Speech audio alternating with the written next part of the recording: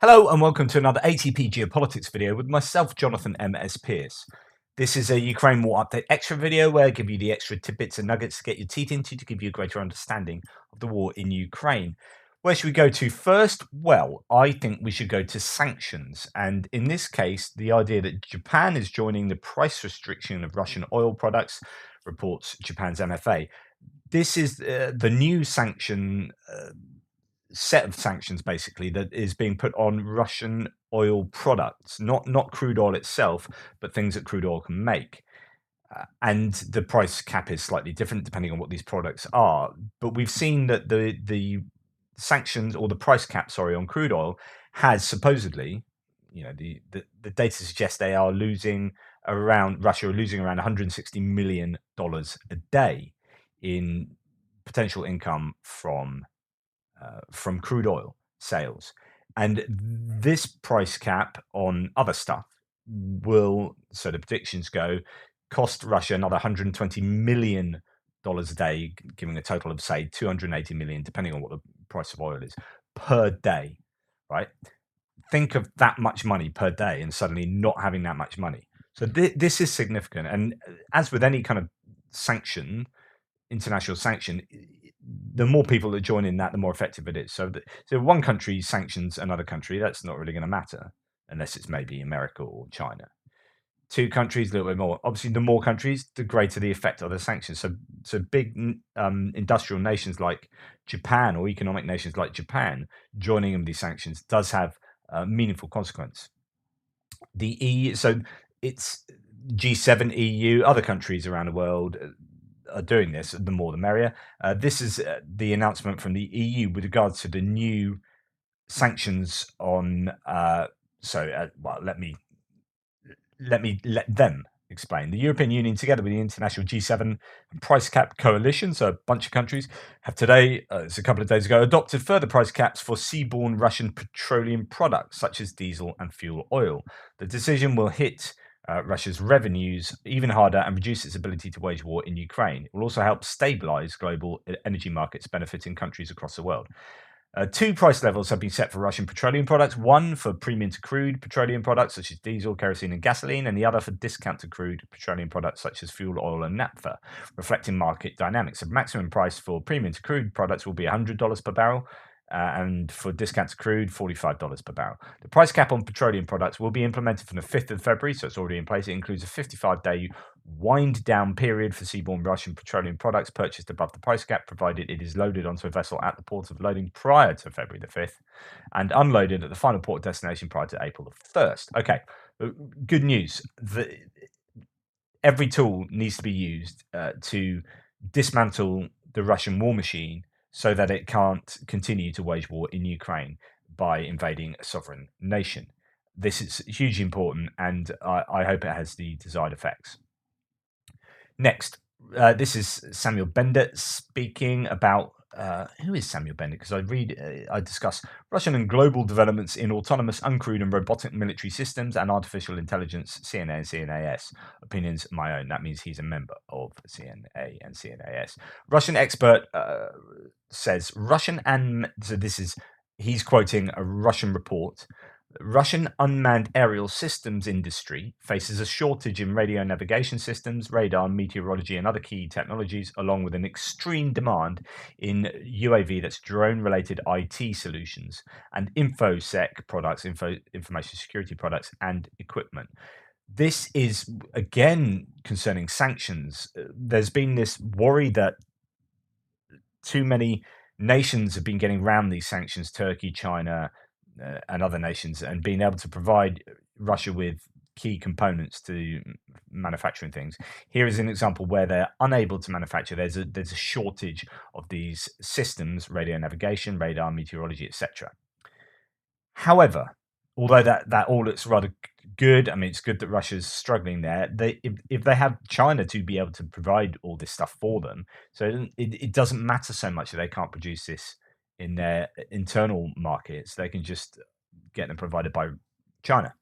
It would be my initial reaction. I don't know whether that is the case with this, but I mean, talking about UAV related IT solutions, they are getting an awful lot of drones being provided by China, DJI drones, And so, I imagine China is probably stepping into some large degree. This is from someone who just copied me into this because of the interview I had with Andrew Perpetua. Actually, he said I just thought this was worth looking at. So this is Andreas Backhaus, who's an economist. Said friendly reminder: when Russia began its Donbass offensive in April 2022, Ukraine had barely received any heavy Western weapons yet. The self-propelled howitzers and HIMARS arrived only in June, when they could barely make a difference about Russians' main gains at this point. So that sort of HIMARS stuff was hitting things behind the lines, and it took several weeks or months really for that to start taking proper effect. But they weren't hitting the mechanized units on the front line, so they weren't like affecting the frontline battles, so to speak. So this is to say, look, at that point, Russia really had the upper hand. But that's very different now, especially following the latest round of weapons donations from the turn of the year, not factoring in the tanks, as they'll be late. So Ukraine's defensive position for Russia's upcoming offensive now seems stronger to me than it was 10 months ago. This is a really important point, and absolutely agree with this. So Russia has been degraded materially since the beginning of the war.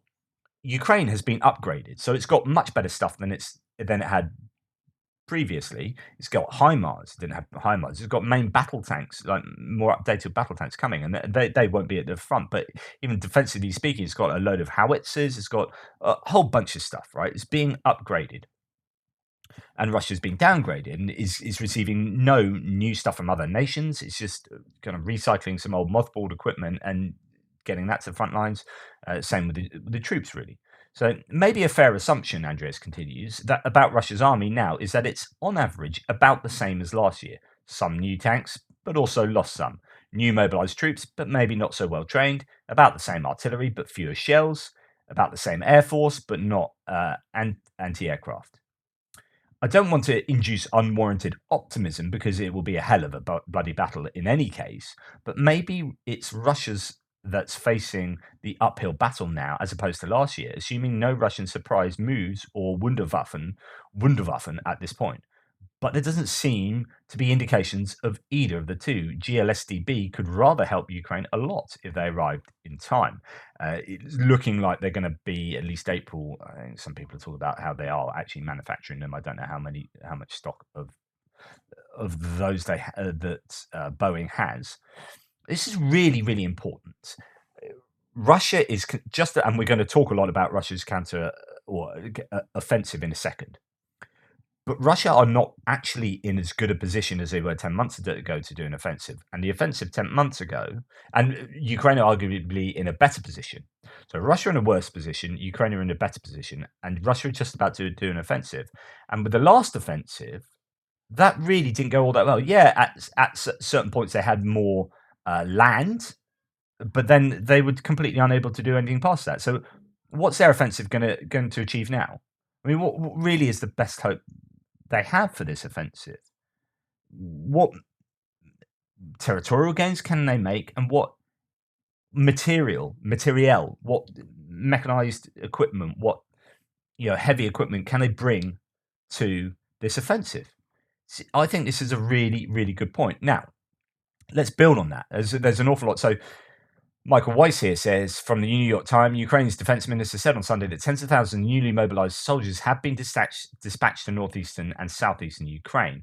And then he's written an article himself in Yahoo News, which is a really good read. It has started. Russia prepares new Ukraine offensive as Western allies approve more weapons. Right. I was talking to you earlier in both my videos, I think this morning, my news one and my frontline update about I'm just not sure whether the offensives we see the Russians conduct right up and down the front line from Kupiansk in the north down to Kremina, and in the Donetsk region, Bakhmut, and in Vuhledar, and to some extent in Zaporizhia recently, are these the actual offensive? I mean, are we seeing the beginning of the offensive? And if we aren't, I'm not quite sure what the point of what they're doing is. Is this softening for the offensive?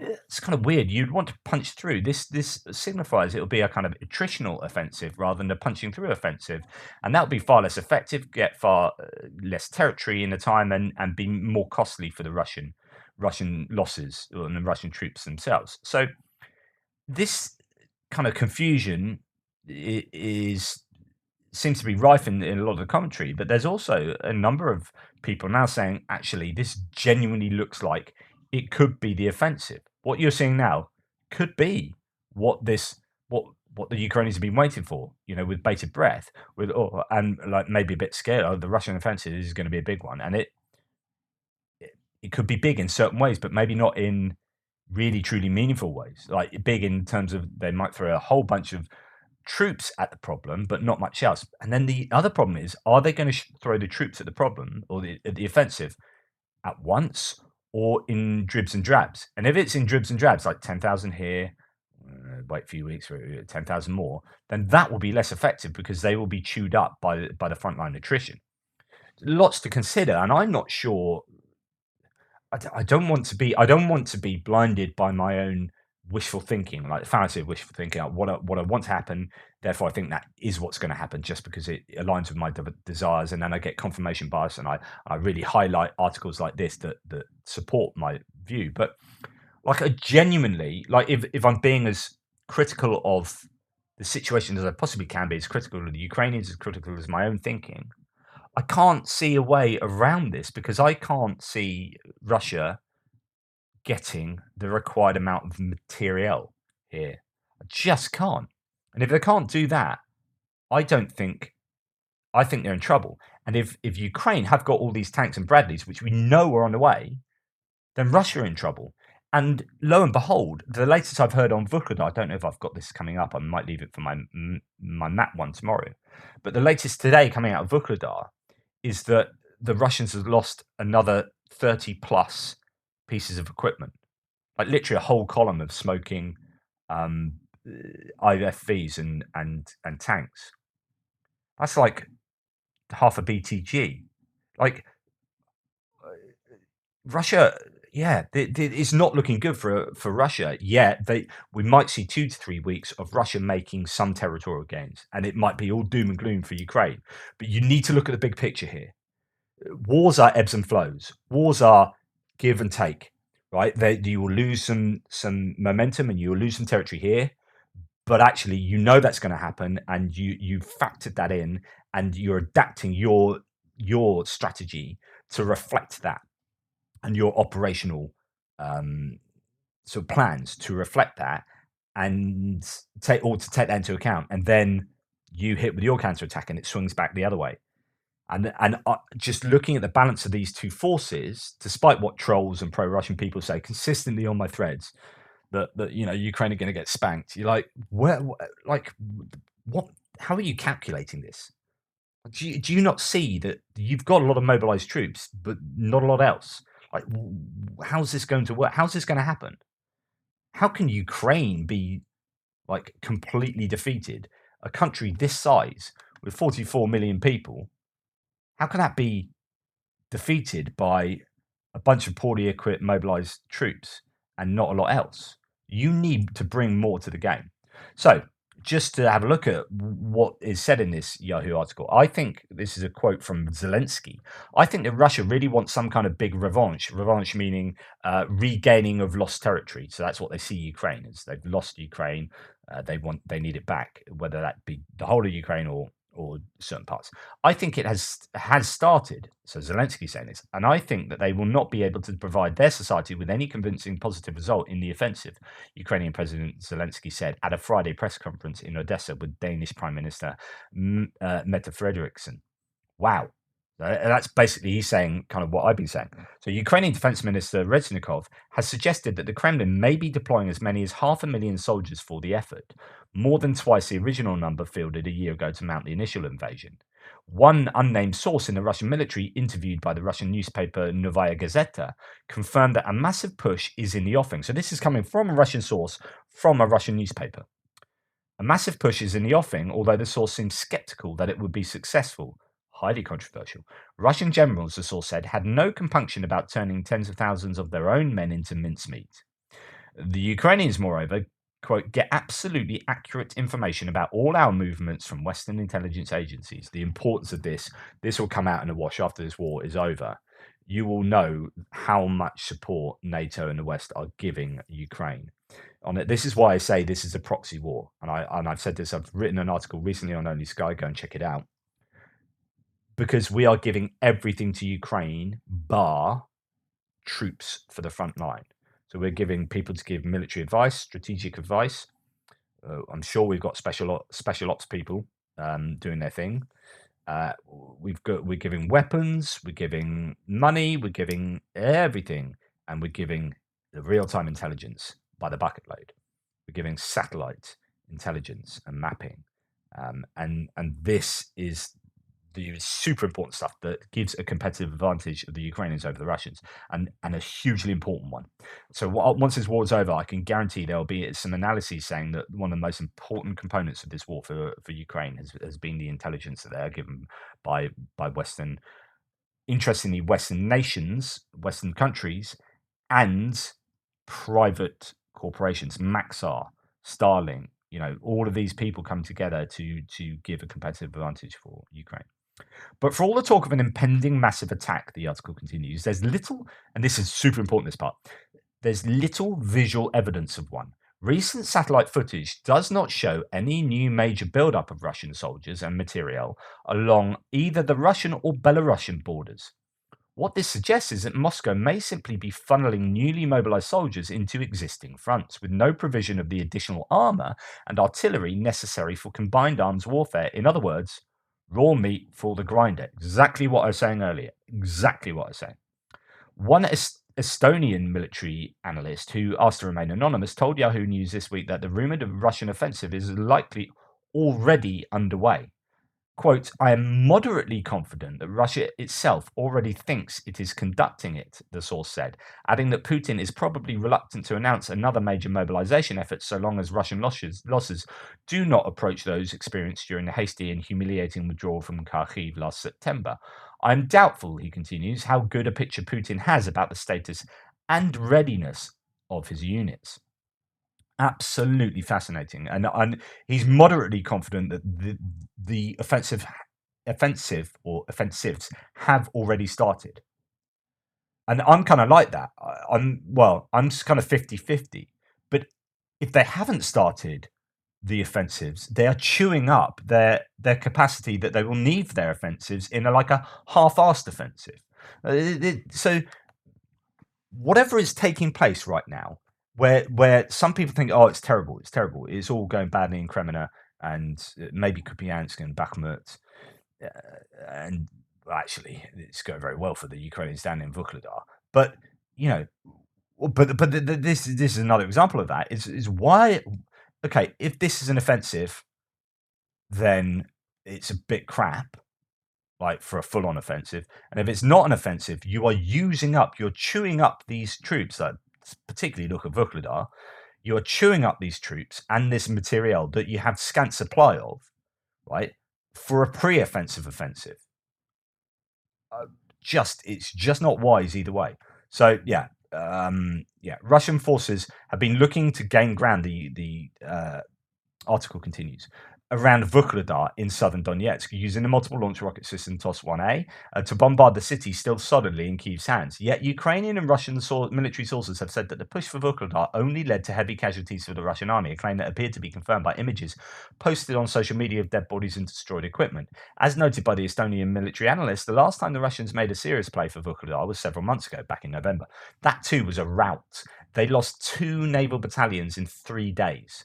Ukraine, meanwhile, has been slowly advancing in Kremlin, north of Bakhmut. Okay, that's now been turned around, of course, and he goes on to sort of discuss that. But that Vuhledar scenario, look, if they really have lost another 30 pieces today, then terrible decision making, just real incompetence as far as trying to sort out a decent offensive or offensives. There's also reference to the New York Times article. Actually, this is their daily update. Sorry, the Russia-Ukraine war, Russian attacks intensify in the east, Ukraine says. I'm just going to read you a little bit of what they've just said recently, which kind of backs up that. But the General Staff said that the chaotic nature of the Russian effort, including waves of inexperienced recruits and former convicts belonging to the Wagner paramilitary group, was limiting its effectiveness. There was a complete lack of this is the Ukrainian general staff. There was a complete lack of coordination and interaction among the servicemen of Russian occupation troops and the so-called Wagner Group mercenaries. Just as Russia used its overwhelming advantage in artillery early in the war to grind out gains in eastern Ukraine, it is now deploying hundreds of thousands of newly mobilized soldiers in small groups to probe for vulnerabilities in Ukrainian defensive lines. That has forced Ukraine to stretch its forces to meet the threat. But while the fighting has been brutal, with hundreds of soldiers being killed and wounded daily on both sides, neither side has achieved any significant territorial gains in months. The Eastern Front has remained largely the same, running along a 140-mile stretch of territory that forms the shape of a jagged crescent moon. So here's your front line, and it really hasn't changed in months, and they are throwing tens of thousands of soldiers at this, but going nowhere. What is going on? Michael Kaufman here talks about what I've just been discussing in quite a big thread here. So let me try and rush through it. A few thoughts on the current course of the war, although winter has proven a transitional phase, with both sides focusing on force reconstitution and positional fighting. Positional fighting. The outlines of the coming months and likely offensive operations are steadily becoming clearer. After Kharkiv and Kherson, the Russian military was at its most vulnerable going into the winter. Mobilization helped stabilize Russian lines, raise manning levels, and establish reserves. Consequently, Ukraine no longer enjoys a significant manpower advantage. Russia adopted a largely defensive strategy under Surovikin, focused on force reconstitution, entrenchment, and a strike campaign against UA critical infrastructure. Bakhmut was not an exception, largely fought by Wagner PMCs, was not an exception, fought from the Russian prison system.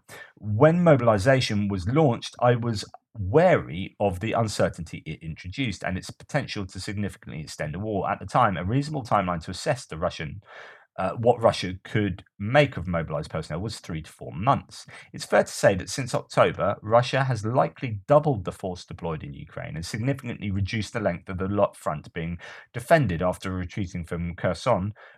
Force density has therefore increased relative to territory being occupied. Just to quickly explain, the idea that they had this area here, which actually prolonged this jagged front line, prolonged their front line somewhat, and also around Kharkiv. So they actually had more front line to defend or attack from, which spread their forces out thinner. And as they lost territory, it actually forced their forces to be more condensed and have a denser sort of numerical scenario. The Ukrainian official figure for Russian forces, 320,000, strikes me as a bit high, but 250,000 plus is probably fair. Russia may have another 150,000 mobilized personnel still in Russia, not deployed. However, readiness level and quality of these units remains unclear.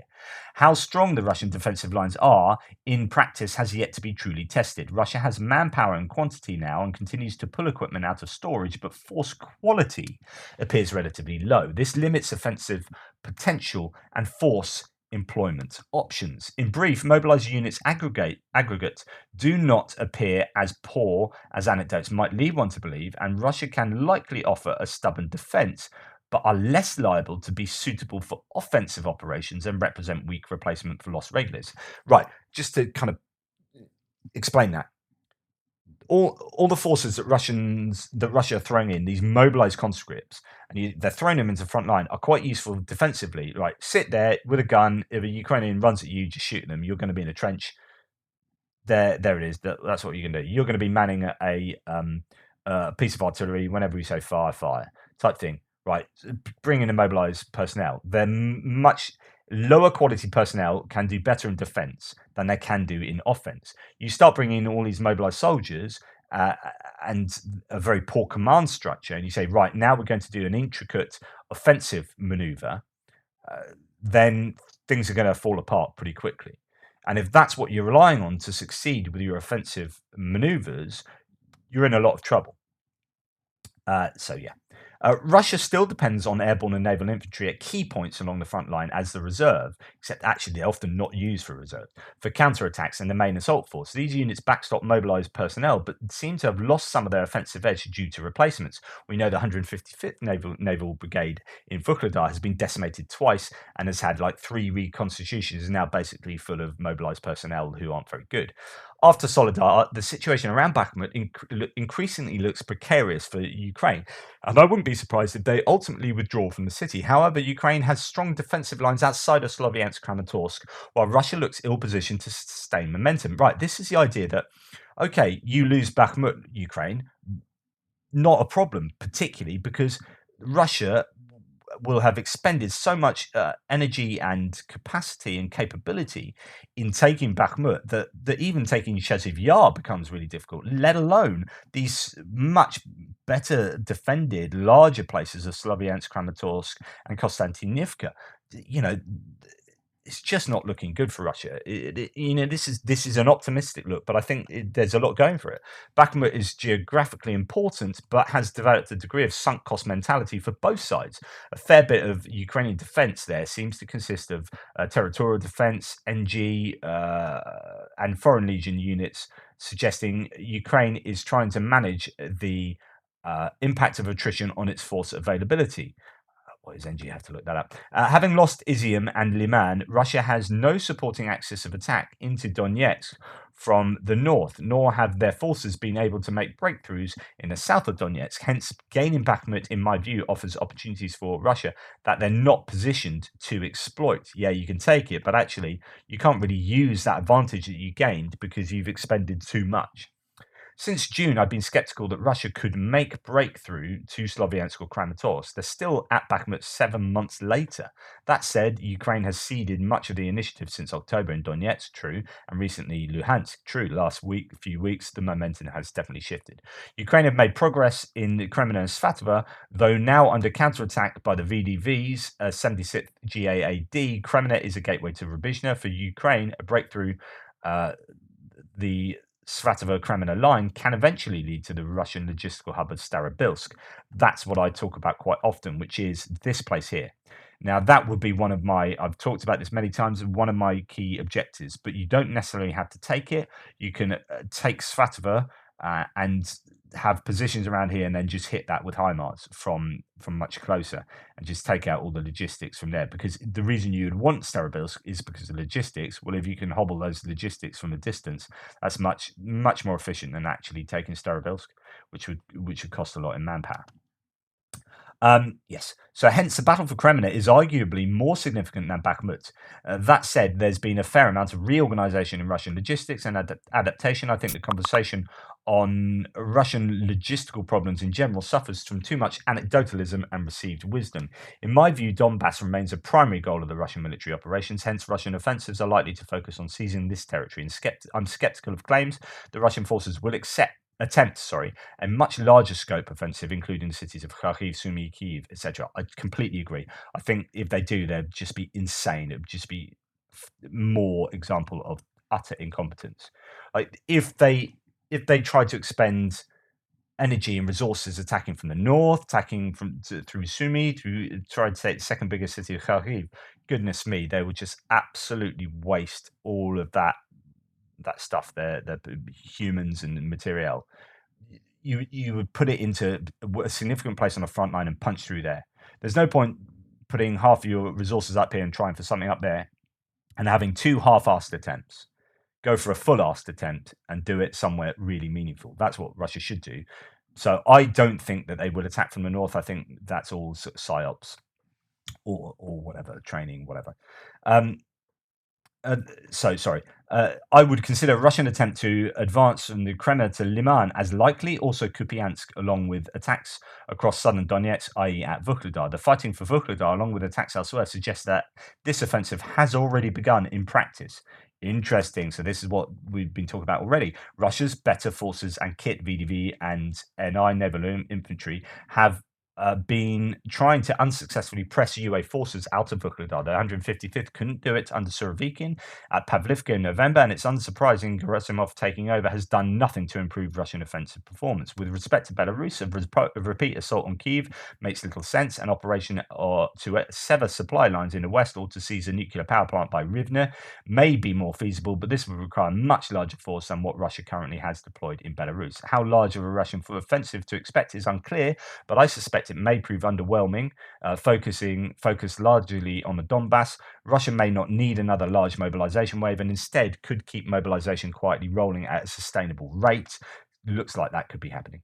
Arguably, Ukraine is better served absorbing the Russian attack and exhausting Russian offensive potential.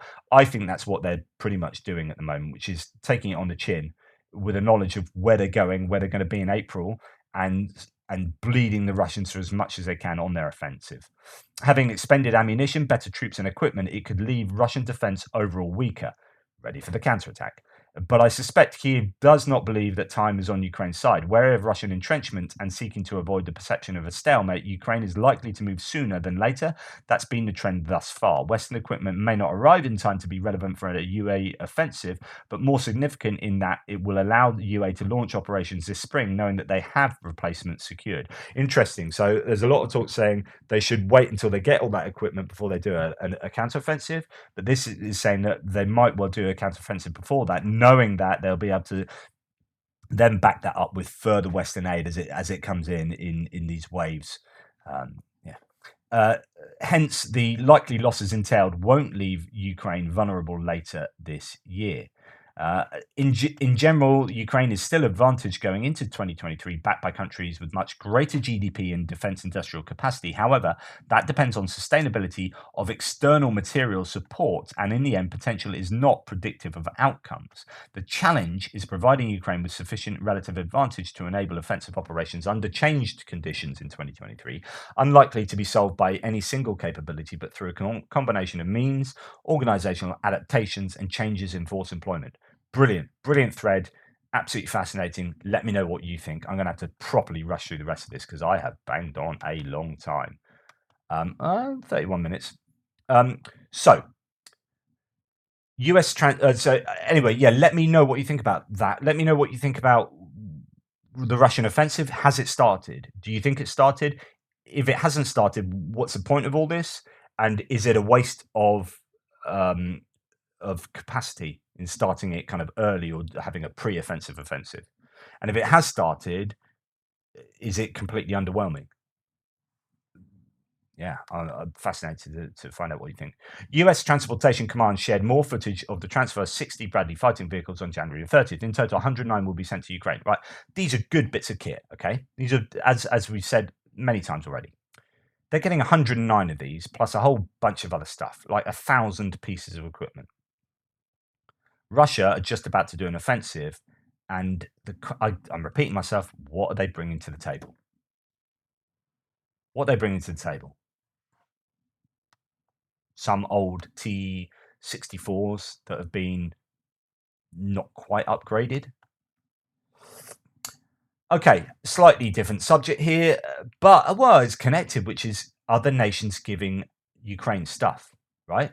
Actually, this is perfectly relevant. So again, who's giving Russia stuff? China might be doing stuff through the back door, but we haven't really seen evidence of that on the field. Like, there's been no indications that ammunition or anything has been coming from China.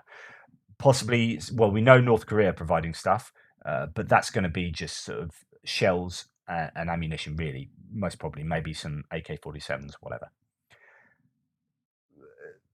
Ukraine are getting given stuff by everyone. Look here, there's evidence of ammunition coming to Ukraine from an ever-widening variety of countries. For the first time, Ukrainian troops have been spotted using ammo manufactured in Azerbaijan. Here we can see a collection of 40 M111 high explosive frag 120mm mortar bombs made in 2022. This is recent kit made in Azerbaijan last year, already on the front lines for Ukraine. This summer, the Ukrainian army also received Azerbaijani 20N 582mm mortars.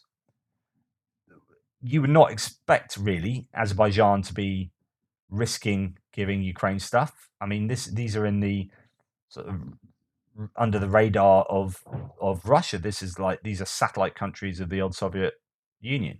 So yeah, interesting. I'm going to read you quickly the Kenneth Gregg update because this has actually got a bunch of stuff that is quite worthy of discussion. So this is the Swedish guy that's fighting in Bakhmut, and he has a few connections. He's been in various places on the front line, but he also appears to have some kind of handle. I don't know whether he's being used as a kind of press officer by the Ukrainians. So bear in mind that some of this could be propaganda-y. Nonetheless, there's some really great discussion points here, and actually accepts that things are pretty difficult in places. Headline today is the front lines are holding, but the pressure is increasing. First, I want to address the change in of our defense minister, which I'm very happy about. The Ministry of Defense has been embroiled in a long series of bribery and corruption scandals, everything from the massive overpricing foodstuffs of the army, payment of $5,000 bribes to get B papers to avoid mobilization, incredible incompetence among the mobilization officers, no suitability analysis, pilots are sent to the infantry, etc. Right. That stuff makes me think that's not he's not in a payment. He's not like a press person because I don't think they'd allow him to say that. Or that's very good kind of double bluffing. But that is a fairly candid appraisal of some of the very negative things with the Ukrainian military. So he's happy that Reznikov is going. It may not be Reznikov's fault individually, but he's overseen it. So it's some degree he has to take corporate responsibility. But also he needs to be seen to be moved on as well. In addition, the mobilization, he continues, is beginning to resemble the Russian forced mobilization. So this is Ukraine's own mobilization. Cars are stopped and mobilization is handed out. This is under all criticism because we have more volunteers to bring in for training than we have room for. In other words, he's saying, why is there some claims and some instances of this forced mobilization of people when actually we've got more volunteers that you could poke a hairy stick at that want to come and join? So the new defense minister has a good chance of getting things in order. He's a military man, but has expressed concerns about commanding generals who have a higher rank than himself. Go for it, man. I trust you. So the front lines. The Kremlin area is a huge battlefield right now. Battles are raging back and forth, platoon against platoon. The situation is crazy, to say the least. But it looks like we have more control over what is happening. Even if they're losing ground, if Ukraine are losing ground but controlling the way that they lose that ground, don't always think, oh, this is terrible, terrible, terrible. Actually, it's like this will be advantageous for us in the long run rather than we carry on fighting for this, lose a bunch of troops, lose some material. And actually, this place that we lose doesn't have operational or tactical advantage, use or utility. And it's better if we let them come to us here and we have this better defensive position here. So we are tactically losing ground. It's not a problem. So there could be, I'm not saying that's definitely what's happening everywhere. There could be an element in certain places. So, be aware of that. The information pours in at the same rate as the quick changes of the battles. My personal opinion is that the enemy have about 125,000 people here, a large figure, but at the same time, it puts a lot of pressure on the maintenance as 250 trucks with supplies are needed per day. I think he's talking just about the Luhansk front. And this is an interesting point. So when we talk about troops, these aren't troops. So if you're talking, Ukraine is saying there's 350,000 troops, a lot in on the whole of the, Russia have got 350,000 troops here, but those are troops that are in Melitopol, here in Crimea, in Luhansk. These are troops that are driving trucks. They are troops that are doing logistics. They are troops that are cleaning, maintaining machines and doing this and doing that. They're not all troops fighting on the front line, right? And that's a really important point to make. It looks like the enemy. So he's talking about these trucks, and they don't have really enough trucks, and it looks like the enemy can't get these trucks in. They consume more than they have in stock. So that's talking about ammunition there. They're consuming more ammunition and supplies that they've got in stock. So they need these trucks to operate, but they can't get the trucks in. It's exactly what gives us a chance to break through their lines, even with just the infantry. At the same time, we have remote patrols that blow up depots here and there. So HIMARS is working as well. The Solidar, Krasnohora, Bakhmut, Konstantinivka line is under constant pressure, but we have a good 1-to-8 ratio. Wow. So is that saying that they have 8 times the troops that the Russians have. There's a lot of talk in our Nordic media and among war vloggers about the enemy cutting off our supply line. This shows how wrong you can be by just sitting at home and studying maps. Hey, what's your problem? Yeah, I am just sitting at home studying maps. No.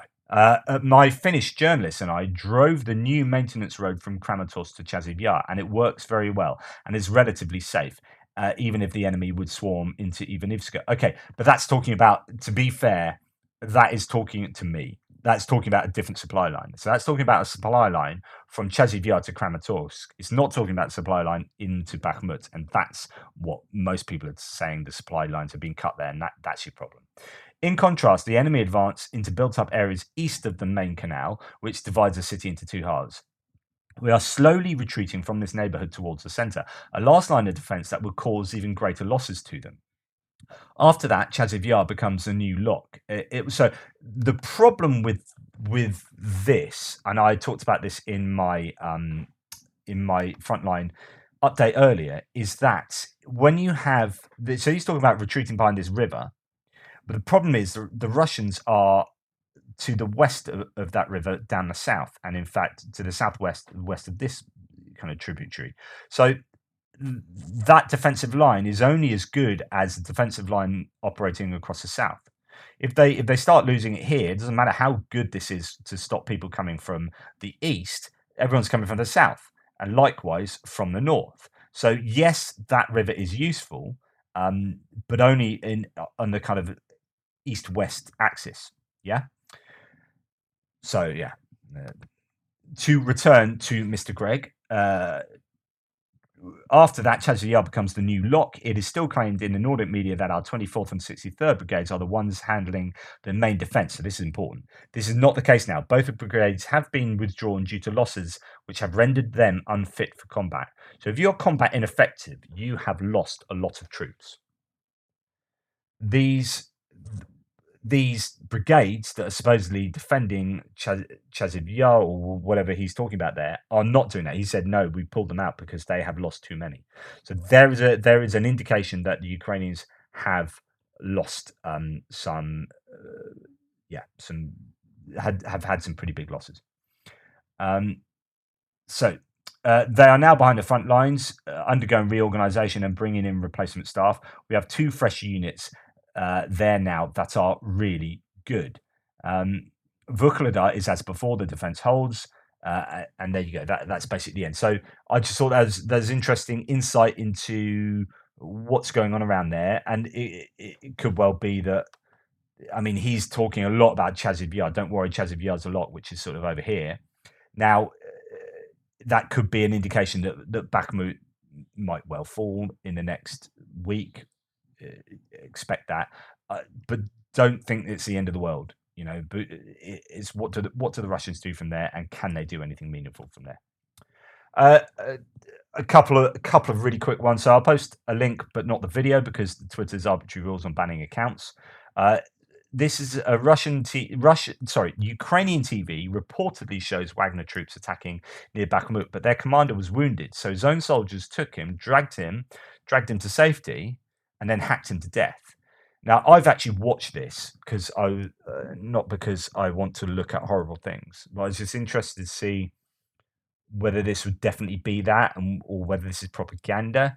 And I come away not sure, actually. So in the video, you do see them dragging him away, and then the drone is looking at a diagonal distance, and there's a top of a building. They're behind a building. You just see the tops of their heads, and they're hacking at something with axes that they found nearby. And the assumption is that's a guy they've just dragged there, and they've killed him. But you don't actually see that. So that could be very elaborate propaganda. I mean, this is in the middle of a battlefield and blah, blah, blah. It could be, there's a non-zero chance of propaganda for sure.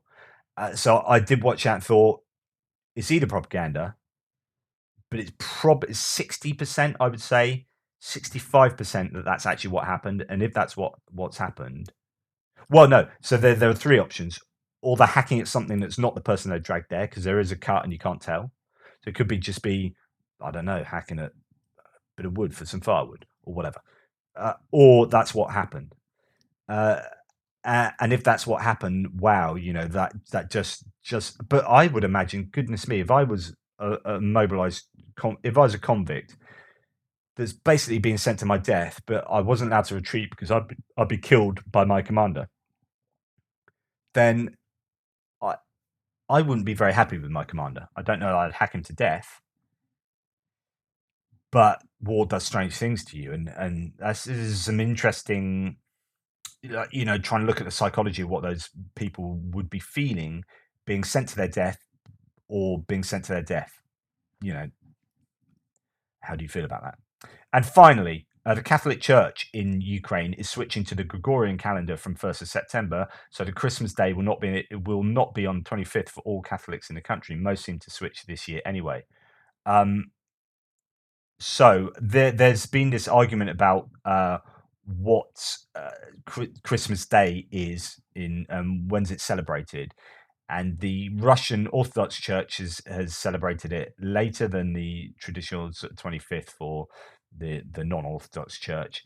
And Ukraine had announced the 25th was the date. I think uh, yeah, I'm not sure that the grammar is correct here. So to me, I read this as there are more people going to be, or it makes more sense that more people are going to celebrate on the 25th, and this is yet again another move away from that kind of idea of the Russian dominance of cultural things, like in this case when you celebrate Christmas. So I was talking in videos previously around Christmas, saying that there might be a bit of a lull here because it's Christmas Day, and loads of pro-Russians go, "You know nothing about this. It's not Christmas Day. Christmas Day is here." And I was like, actually.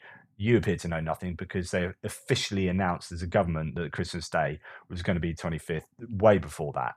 Literally, I think 2018 they announced it. So and it's just a cultural marker to say we're moving away from this Russian dominance, and one of the things we're gonna signpost our movement away from that is changing when we celebrate Christmas Day to fit in line with more Western um, cultural norms. Anyway, there you go. That's what I had to say. Loads of discussion, but I think that's really important stuff to talk about. This is the real meat of this, which is when are people attacking, why are they attacking, where are they attacking, all that kind of stuff. That's like the core points of discussion. Anyway, let me know what you think. Please like, subscribe, and share. Thanks so much for your support. Big love out to you. And if you fancy, have a look at my books down below in the links below. There are fiction books and non-fiction books. Please grab yourselves a book, see what you think. I really appreciate that. Anyway, toodle pips. I'll speak to you tomorrow.